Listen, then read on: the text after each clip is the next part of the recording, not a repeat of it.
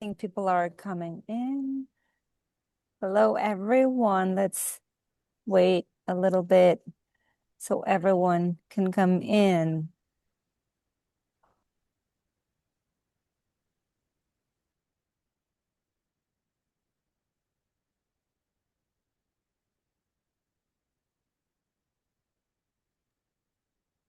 Good. It's 12:01, so let's begin. This is going to be recorded, so we're going to have the video afterwards. Welcome, everyone. Good to see your faces. Okay, well, good afternoon, everyone. Thank you so much for being here. Welcome to Progress in Motion, Women Leading Change. And thank you all for joining us today. I am Ariadna Trapote. I'm the chair of the Latin American chapter here at the Harvard Extension Alumni Association. When we think about progress for women, we often think about access and representation and also leadership. But today we're entering a moment where another important question is emerging, and it is who will shape the systems and technologies that increasingly shape our world? Is it only men, or is it only also women?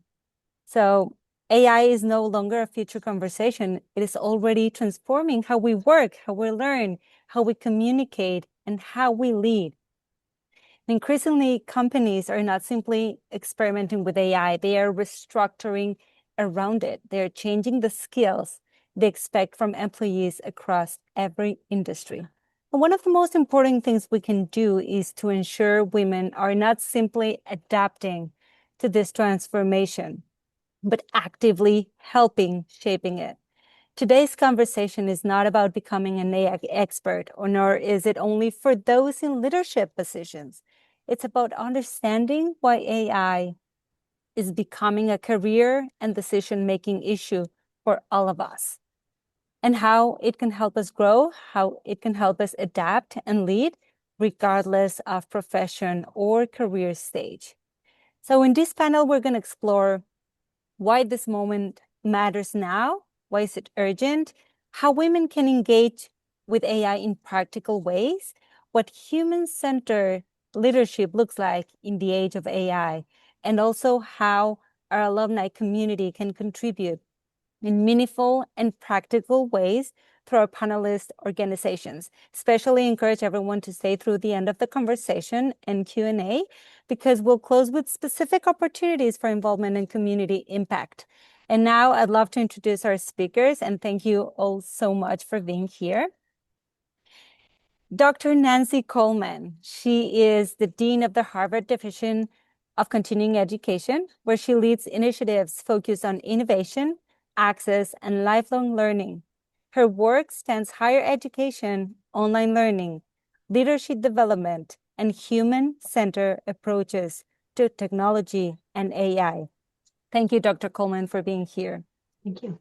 Cassidy Reid is the head of digital transformation at HEAA and the founder of Women in Automation, a global organization advancing women in AI, automation, and digital transformation. With more than a decade of experience leading enterprise automation and AI initiatives, she is passionate about making emerging technologies more accessible and empowering more women to help shape the future of technology. Welcome, Cassidy. Thank you for being here. Thanks for having me. And Connie Askin is the CEO of Big Brothers, Big Sisters of Central Mass and MetroWest. She has led major organizational growth, focused on mentorship and community impact. A Harvard Extension School alumna and longtime nonprofit and business leader, she brings a unique perspective on how organizations can adopt innovation while keeping human connection at the center. Connie, thank you so much for being here. Thank you. So before we dive into AI and the future of work, I'd love to begin on a more personal note. One thing many women experience throughout their careers is the feeling that they need to be fully prepared and ready before taking a leap or trying something new. And I think that feeling becomes even stronger when we talk about technology. Many people, especially women, still see AI as something high technical or just reserved for experts. And what's especially interesting is that many of the so-called soft skills women often excel in, like communication or context building, are increasingly becoming the very skills that make someone effective at work with AI. So Cassidy, this one is first for you. Why do you believe this moment is especially important for women to engage, and how should women think about their existing skills as an advantage rather than a limitation in this new landscape? That's a great question. This is something I'm extremely passionate about, Ari, and I've had multiple conversations on this topic, but what I've noticed is exactly what you're seeing. Women tend to be more risk adverse, so they don't want to try something unless they absolutely know how it works front to back. But let's make something clear. AI is not for engineers anymore. That's one of the biggest misconceptions holding people back right now. And, AI is becoming foundational in the workplace, in the same way internet or Excel or Google became foundational. You don't need to know how to build large language models. You need to know how to benefit from it. Women right now make up only 22% of AI in workforce, and that percentage has dropped 2% since 2020. So this is something that's extremely important that we need to be, considering here. And one area that I've talked about in the past that I'm extremely passionate about is I think personally women should be excelling in AI. Just like you talked about, those soft skills are so crucial actually to making AI impactful. And, when I see women, I see, everyone has their strengths and weaknesses. One of women's strengths is that we are great at multitasking. We are great at finding the most efficient way of doing things. And really, at its core, that's AI.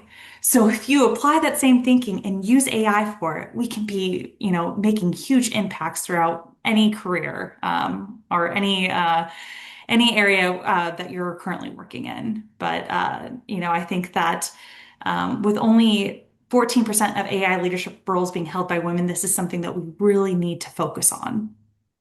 Those statistics are impressive. So, Dean Coleman, what is your perspective from academia? How are we preparing people with technologies and those soft skills as well? Yeah, I think, especially in the context of AI, to Cassidy's point, it's like women oftentimes opt out until they feel fully prepared to do things. And with AI, the better you get at AI is the more that you practice AI and the more that you use it and learn from it.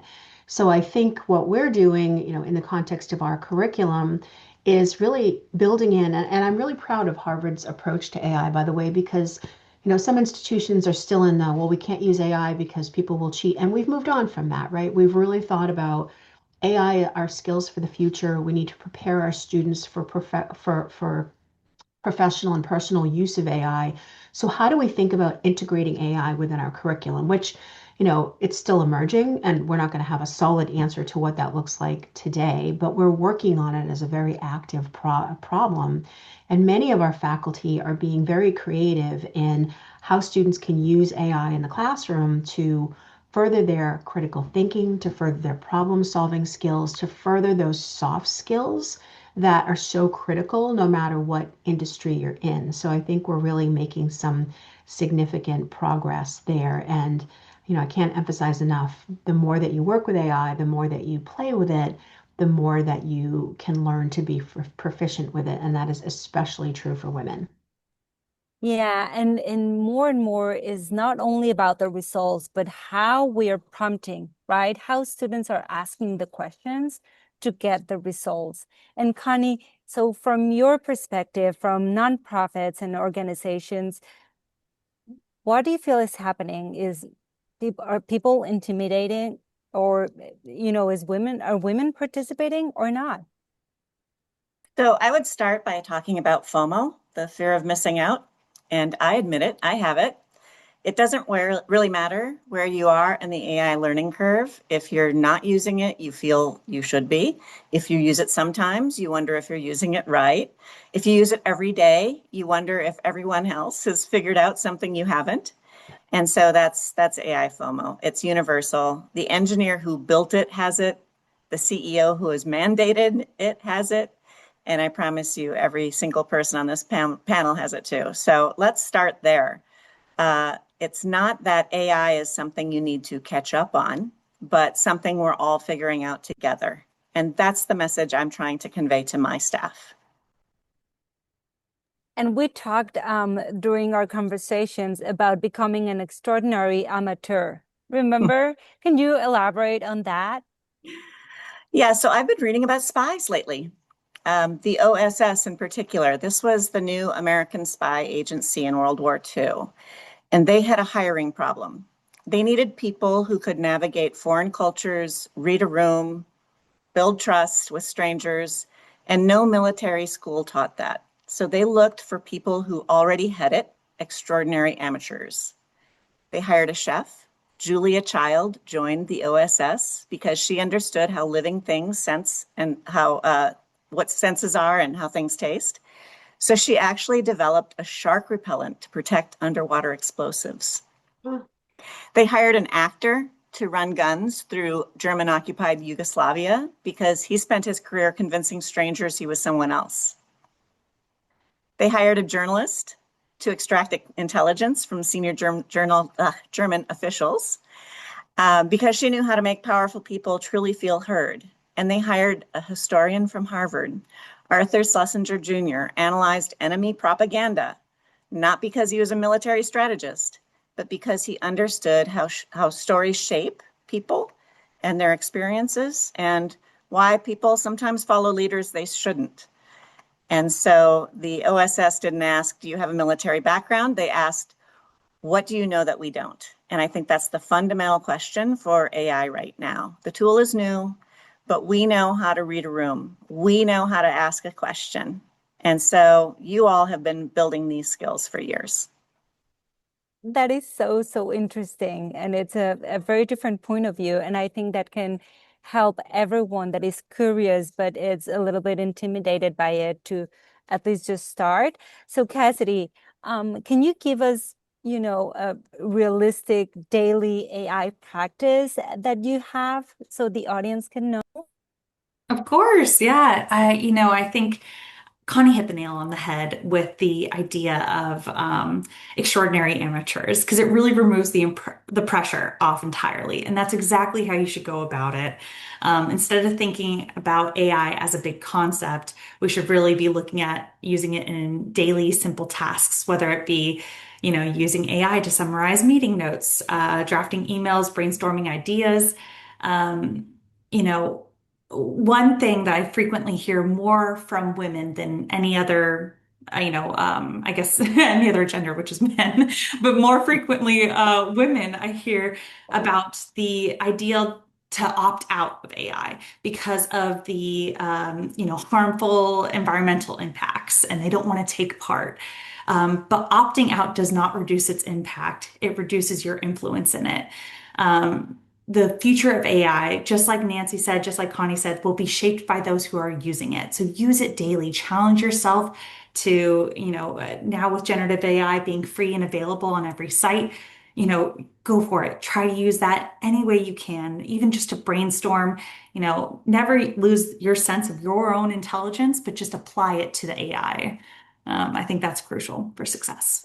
Yeah, and we're going to talk about that opting out option, which is not an option, and also about the environmental concerns. But before that, Dr. Coleman, can you give us some practical daily uses of AI that you use? Sure. I use AI sometimes to test my own knowledge or critical thinking. For example, we were recently working on a project where we were trying to pick a couple of locations internationally for something that we're doing. And I had a gut feeling about what those should be. But then I put the data in AI and I gave it, again, context matters so much. So the more that you give AI in terms of context, the better result you'll get. So I just basically queried AI a few times to really test what we were thinking. And it came back and validated some of the things I thought, but then it also gave me some new information. So it both validated some of the things I was thinking, but pushed me to think a little bit different. So I think that is the very definition of a component of critical thinking, right? It's you want to know that you're on track and you want to know, and what's the next thing that I should be thinking about? That then started another process of reflection that we did as a human team. So we sort of used the tool in the middle, and I have a number of use cases like that that have been enormously helpful in getting my thinking, I think, to the next level on some projects that I'm working on. So what you're saying is that we should use AI not only as a search tool, but also as a thinking partner. Is that right? Yes, but I just want to clarify that. I don't think it's productive to just put something in AI and then take the answers and say, okay, well, this is the gospel here, this is right. I think what you have to do, especially because, sometimes AI can hallucinate and all the things we've heard about, is take the results that you get from AI and think critically about them. Do these seem right? How do I make sure that they're right? How do I further what they're giving me? So when you use it as a critical thinking partner where you're adding and building together, I think that's a really good use case. I love that. Connie, I don't know if you want to comment on how you direct your team on using AI in this matter. Yes, so I would pull up for a second and talk about AI in three different categories. So first is automation, and that was the first step for my team. Automations are reliable workflows. It is like when I receive a text message to remind me of an upcoming dental appointment. That's an automation.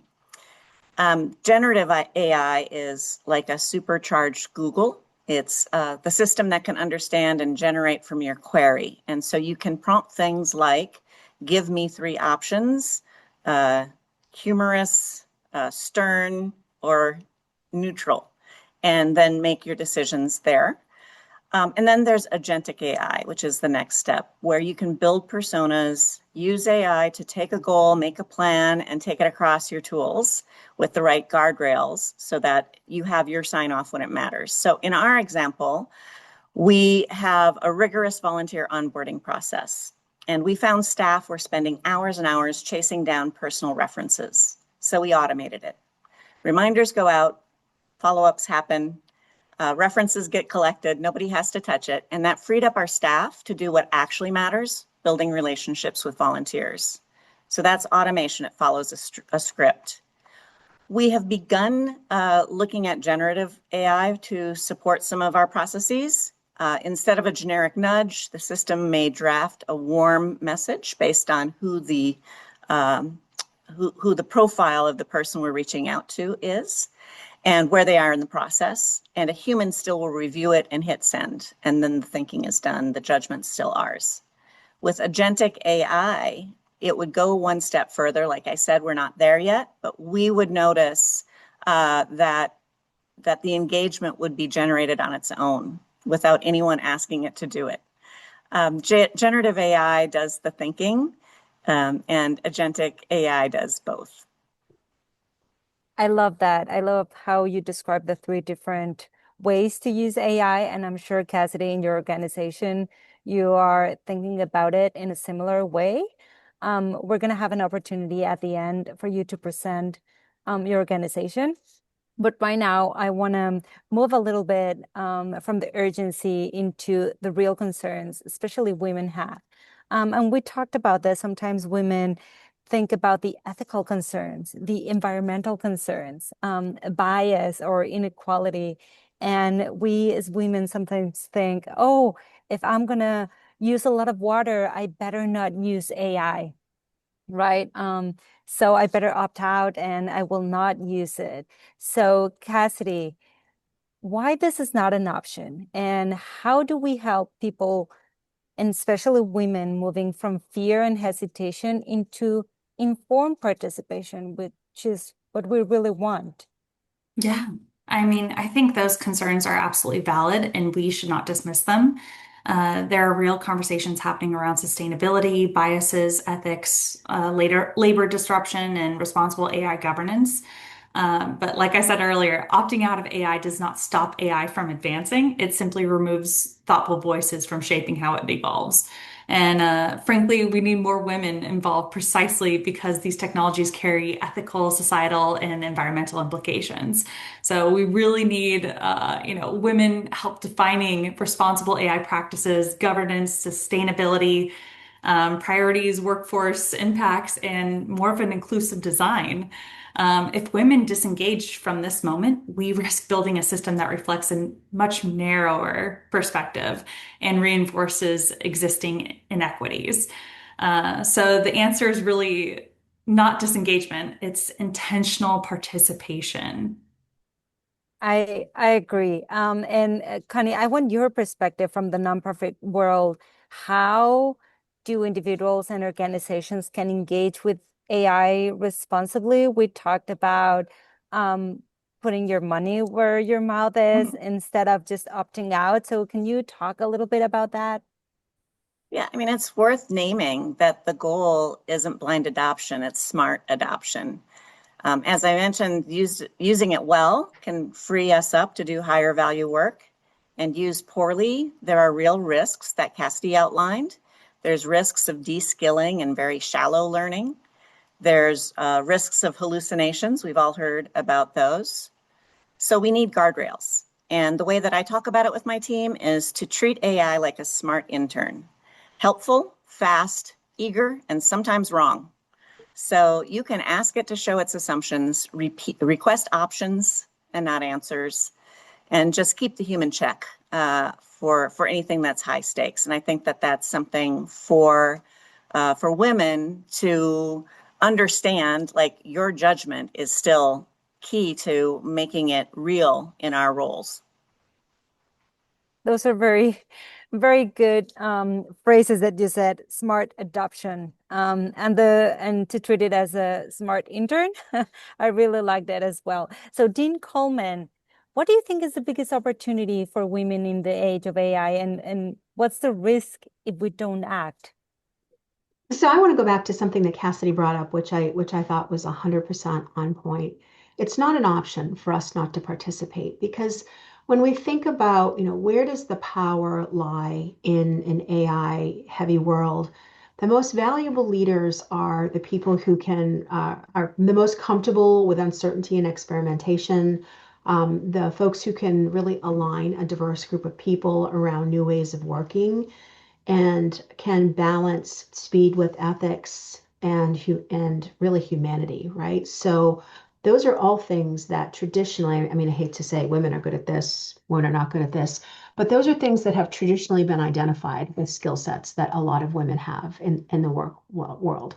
So if we don't step it up and we don't grasp hold of AI, the future will be created by leaders who have those types of skills.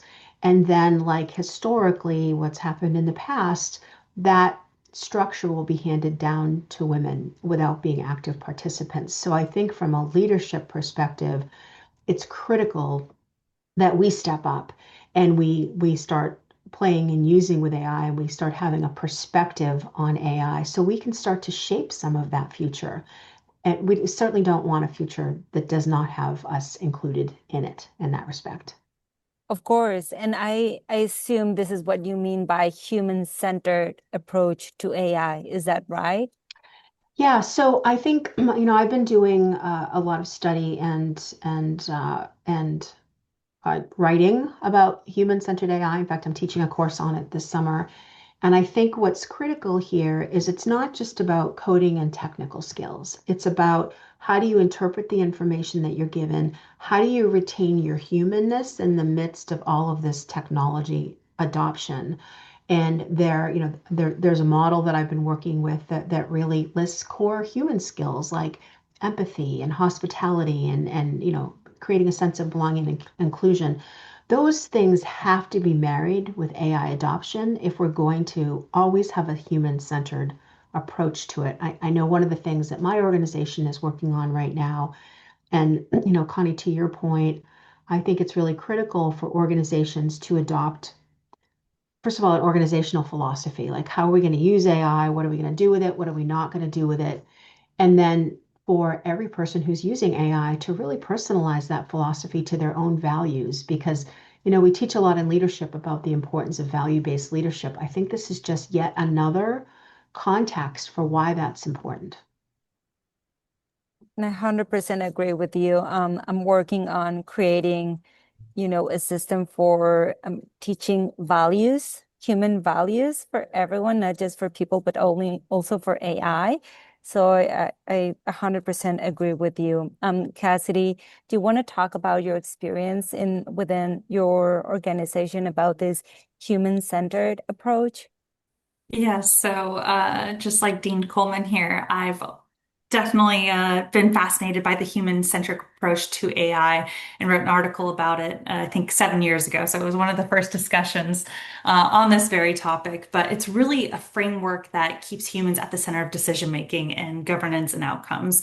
I think I'm gonna get this wrong, so I apologize, but I think it was Bill Gates or someone, 30 years ago, 40 years ago, talking about how computers can't be held accountable, so they can't be the final decision maker. And I couldn't agree more with that because really, the human-centric approach to AI means that we use AI to augment people, not just diminish them. The goal is not just building smarter technology, it's building technology that improves human outcomes and supports ethical decision making and creates more inclusive opportunities. Um, in my role as, my day job is head of digital transformation at CAI, which is a pharmaceutical manufacturing service provider. So we're looking at AI from a pharmaceutical lens and making sure that we are applying the human-centric narrative around everything to make sure that it's not the decision maker isn't AI, it's the humans at the end of the day. We are the ones accountable for the impact. And then, from a women in automation point of view, that's the whole purpose. So I'm the founder of Women in Automation. It's the nonprofit organization focused on empowering and upskilling women in AI. And our whole goal there is just to get women excited, and let them know that this is a space for you. It's a space for everyone. Thank you, Cassidy. Connie, do you want to add anything I'll just add a on the, quick yeah? example that's super practical. I use various AI tools to make a first draft, and then I edit for humanity, Nancy. Love Um, that. I use it for email or an email cadence, when the next email you need to write after somebody's been unresponsive and you can be stuck. Um, don't forget to add tone and context. I find this especially useful if I need to deliver a tough message. It's good to have that like mirror to refine my tone. And so what I find it powerful is that it reduces the activation energy. It helps me get unstuck faster while still keeping human judgment. That's very interesting. That's very interesting. So I want to go back to something that Dr. Coleman said. And, if we want women to have a stronger voice in shaping the future of AI and, and working towards it, participation cannot only come from large institutions or from people with unlimited time and unlimited resources. I think real progress can also come from small communities and from people contributing their knowledge, their mentorship, their support in practical ways and sustainable ways to other organizations. So before we move on to how the community can contribute, I wanted to ask the three of you, if we can start with Dr. Coleman, if everyone here left today with just one thing that you can tell them how they can engage differently with AI, what would you say? So I would say, I'm going to echo the message that has been a theme. Experiment, experiment, experiment. And I'm also a big fan of reflective practices. So I think just kind of writing down your experiments, like I tried this, but I got better results when I then did this thing, or I, asked the prompts differently, or, I didn't get great results here. So keeping some sort of reflection of what you've tried and the results that you get from it, I think helps you, AI aside, think more critically about the interactions that you're having with the tool and get better and better and better and talk about it, right? Because the second piece is experimenting is really important, but then you want to show others that you've been taking the risk, that you've been learning from it, that you're capable of, continuing to experiment with it. And I think that's particularly important for women who are looking for advancement in the workforce. People are looking to hear that, oh, this person is a leader, this person is out there trying new things. So that's the advice that I would give. Okay. And also that critical thinking part that you mentioned earlier, right? It's not only about um, prompting and using the results, but also thinking about what you're getting and make iterations in order to get what you really want. That's great. Cassidy? Yeah, I think just touching on something we spoke on earlier, really that strategic thinking. I use AI constantly to challenge my own thinking. So I'll ask for different perspectives. If you will let it, AI will be a positive sounding board for you, meaning it's kind of almost becomes an echo chamber, and you need to make sure that that doesn't happen, and you can make sure that doesn't happen by your prompting. So asking for alternative perspectives, risks that may be missing, or weaknesses in my strategy that I'm putting together for our board of directors. I'm still evaluating the response and making the decisions at the end of the day, but giving those, helping with that strategic thinking has been extremely helpful.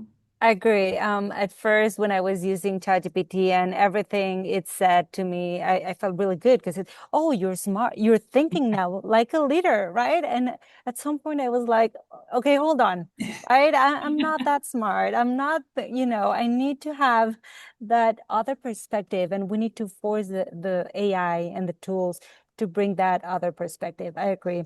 Connie? Well, yes, and I'm going to be counterintuitive here and say you all can do this first prompt. Pull out your job description, feed it to your AI of choice, ask it to search the web and LinkedIn, and tell you why you are uniquely awesome in your job. You can have fun with it. Love You that. can ask it for a variation that would be 30 seconds to explain it to your kids with a funny voice. You could do 2 minutes to explain it as if you were in your performance review. Add the tone, add the audience, add the length. These are all great ways to see its usefulness and to feel really good about yourself along the way. That, that's great. That's a smart way to use it as well.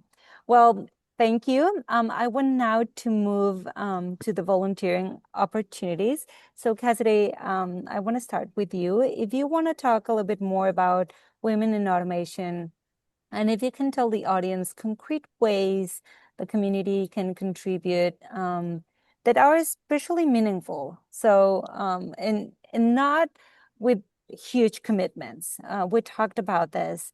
We need to give the community very simple ways and concrete where they can contribute. And I think this is a great opportunity.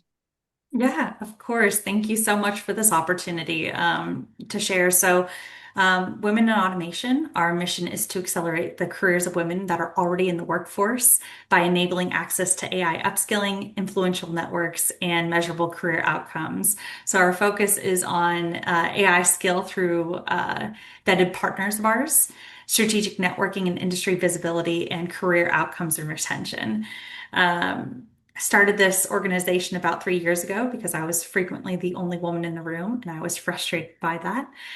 And so I named it Women in Automation, which retrospectively, I think I should have gone for Women in AI because that was also available. But I wanted to make sure it was, looking at the full hyper automation suite of technologies, because I think Connie pointed this out earlier. There's different tiers of automation. There's AI, but there's also, I consider blockchain a part of this, and even the basic RPA, which is robotic process automation workflow.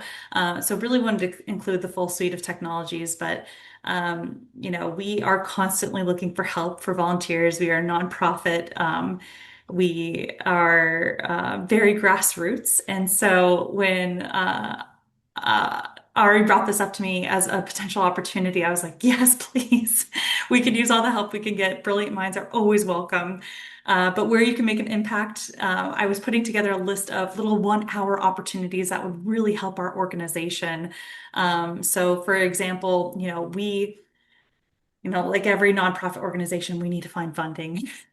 That's what helps us drive forward, what we can help, make a larger impact. If we can get more sponsorships, we can get more scholarships for, AI upskilling and training for women. We can get into more networking events, free or discounted heavily for our members. Sharpen our multi-year business model by balancing grants, sponsorship, and paid programming. We would really appreciate an alumni's help. If they have social enterprise economics to stress test our revenue scenarios, or a nonprofit CFO to sanity check our cost structures, that would be amazing. Another one would be helping us win larger grants, corporate gifts. A seasoned grant writer would be absolutely outstanding. We would greatly appreciate that. Um, you know, I'd say strengthening our DEI and thought leadership. So an AI ethics scholar to co-author a short white paper on why diverse automation teams yield higher ROI for organizations. Um, an IP attorney, one can dream, to protect our brand and review our pending trademark filings would be sensational. I have a whole list of these opportunities. We don't have to go through every single one, but that's just a few listed, and I'm happy to share after this call. Yes, what we can do is we can send all the, to the audience, all the opportunities that you have in your organization. So in case anyone wants to come and contribute. And Connie, you also have mentorship opportunities in your organization as well. So if you want to talk a little bit about that. Absolutely. Big Brothers Big Sisters is the largest, oldest, and one of the most respected mentoring organizations in the United States. But you can volunteer to mentor a child anywhere. Mentoring happens in the wild everywhere. And so many young people need caring adults to help them see beyond their present circumstances, to help them navigate educational or career choices. You can support a recent Harvard grad with career advice. It really isn't a big time commitment. Mentoring is best when it's a two-way street as well. And so I know for me, young people help me stay current, whether it's technology or music or slang. It's a relationship that can be really rich for both the mentor and the mentee. I love that. Whenever you mentor someone, I think the biggest reward is what you get from that person. So we can also send the information about how to mentor in Big Brothers, Big Sisters. So thank you for that. And finally, Dr. Coleman, if you want to talk a little bit about the class you're doing this summer. And the other thing I want you to say is how the community can contribute to the Harvard Office of Advancement, or how can we help the Harvard Extension Office of Continuing Education? Sure. Thank you for that question. Well, let me just start there. So, for those of you who may be students or alumni at the Extension or at Harvard, we're always looking for opportunities to engage with our students around the world. So there are local chapters, there's lots of organizations, there's lots of unique groups through our Office of Advancement. So we'll certainly send some information about that. I would say, number one, just get involved in the community. Show up to events. Different chapters are looking for different volunteer leaders, so that's certainly an opportunity. What we're trying to do at the leadership level is really make our programs more compelling to both students and employers who need AI skills, who need to have a future-ready career in AI and automation, and really stay on the current edge of future of work. So I would really value the opportunity to talk to any employers to get more information about what we can do to help our programs help students prosper. So I'd love to talk about that.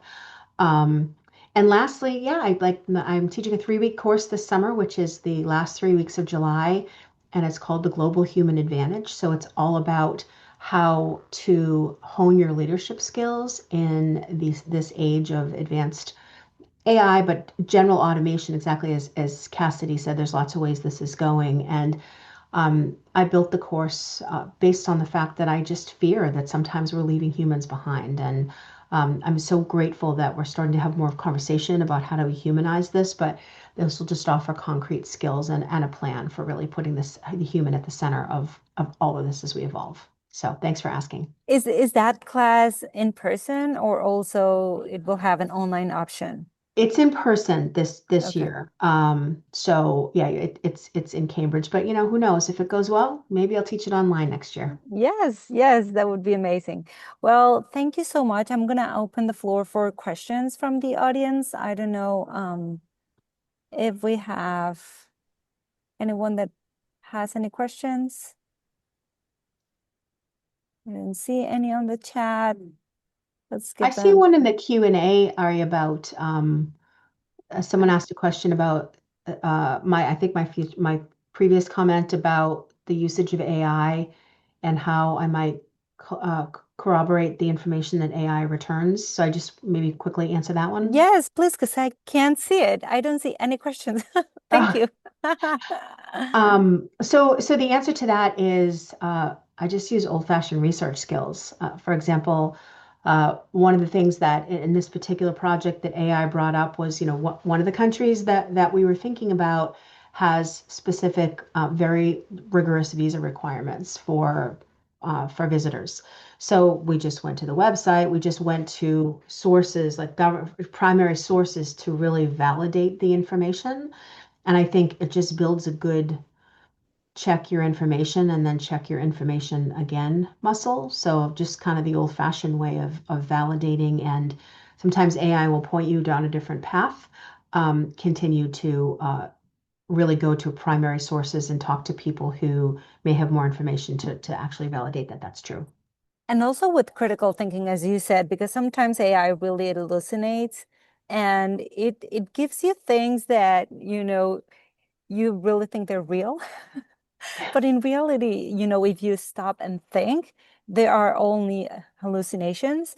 So I think that the critical thinking that you mentioned before is crucial, is very important. Yeah, and some of that too is trusting your gut. When you read something in AI, you're like, that just doesn't sound right. Like follow that instinct and do the due diligence to make sure that it's right or not right. And that's why I think we are privileged to have the opportunity to learn how to think and do all that, and now using AI because the new generations that they're not learning how to think, they're just passing judgment to AI. That's Mm, going to be tough for them because they're not going to be able to say what's real, what's not real, what's good and what's not. So I hope for the next generations that there will be something there that can help them learn because right now they're not learning anymore. That's my personal opinion. absolutely. Well, okay. I found the Q&A panel, and I don't see any other questions. I don't know if there is anything else any of you want to add. No? Yeah? I would add something, and this is just something. This is a little off the cuff, but it's something that I recently learned from some of the folks who talked to some of our prospective students who are thinking about coming here. It feels like there's two schools of thought. There's a school of thought where prospective students think, gee, I really can't enroll in an online class because we have a lot of online programming because my AI skills aren't up to snuff and I'm afraid of AI. Which really interesting primary source information that I wouldn't have thought about, right? Because our programs don't necessarily require AI. But I think people are making leaps that, gee, this is online. I have to have good AI skills. And I don't think that's true in many, many cases. So don't count yourself out of anything, an opportunity, a course, what have you, because you think that you need advanced AI skills, unless they say you need advanced AI skills. And the second thing that was mind blowing is people said, well, this is online. Is it all taught by AI, and are there real professors? And it's like, okay, no, it's not taught by AI. Like occasionally we'll use a bot to help with homework answers or something. But so I think the takeaway for that for me and why I wanted to raise it is I think as much as we should be using AI as we established here, but we also need to ask the questions and not just make assumptions about this must be heavily AI or this is not human, right? I think it's also a good muscle to build that asks the questions about how much is AI involved and what do I care about? Like if I'm choosing something, because some of our prospective students want more AI than we could possibly build in a course, and some don't want any. So you just have to ask questions. Interesting. Yeah, and I think that goes back to the urgency that we mentioned at the beginning. Like we need, participation. We need women to really think about how we're shaping this future and not just opting out and not just, not taking the class or passing all the judgment to AI. So I think that's very important. And thank you for that. Cassidy, you were going to say something? Yeah, I was going to say, I think you hit the nail on the head with as AI becomes more accessible, critical thinking actually becomes more valuable. So, because of access to information is no longer the differentiator, if you will, it's really judgment. So that becomes the new, crucial call out with AI in this new era. We do have another question. Do you use specific AI tool to test your knowledge, or do you use ChatGPT? Connie, what do you use currently? I use primarily Claude, but I also use some enabled things like Plod, P-A-L-U-D, for transcription. And Wow. TeamFlect is something that is a collaboration, AI-powered collaboration tool. Team Flect? TeamFlect. Good. What about you, Dr. Coleman? So primarily ChatGPT, we have a Harvard sandbox that's firewalled, Oh, so we okay. tend to use that. But I think we're moving to some cloud usage as well. So I haven't explored that yet, Connie, but I'm really anxious to try it. Yeah. I use so much AI. So many different versions. And it also, I think each one has its own strength and weakness, right? So I think Claude is wonderful when you're writing more comprehensive like white papers or, research. It's wonderful for that. I prefer ChatGPT on the regular just because it has the lowest amount of hallucinations across the board compared to every other generative AI tool that's out there. I mean, but just in everyday, I use Fathom as a note taker that is, intelligent. I mean, you name it. I think I use at least 5 to 10 different AI forms of AI a day across different, depending on what the work is needed, whether it be Yeah. video editing or, prompt engineering, you name it. What I usually do is I put something into ChatGPT and then put the same thing into Claude and then compared it. And I use prompts like, give me the cons, not just the pros, and don't tell me I'm smart. You know? Tell me Uh, I'm smart. Right. Or I And hate when then, it starts the answer with, that is a really excellent question. yeah, Like, now I you're know, thinking that's like why a I asked leader. it. Yeah.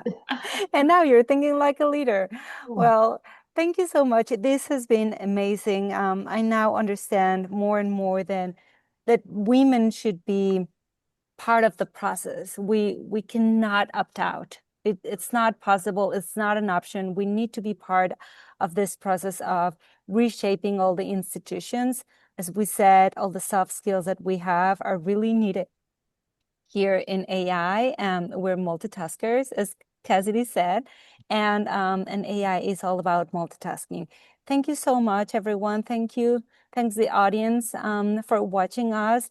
We will be sending you the panelist emails and the names of the organizations as well as the volunteering opportunities.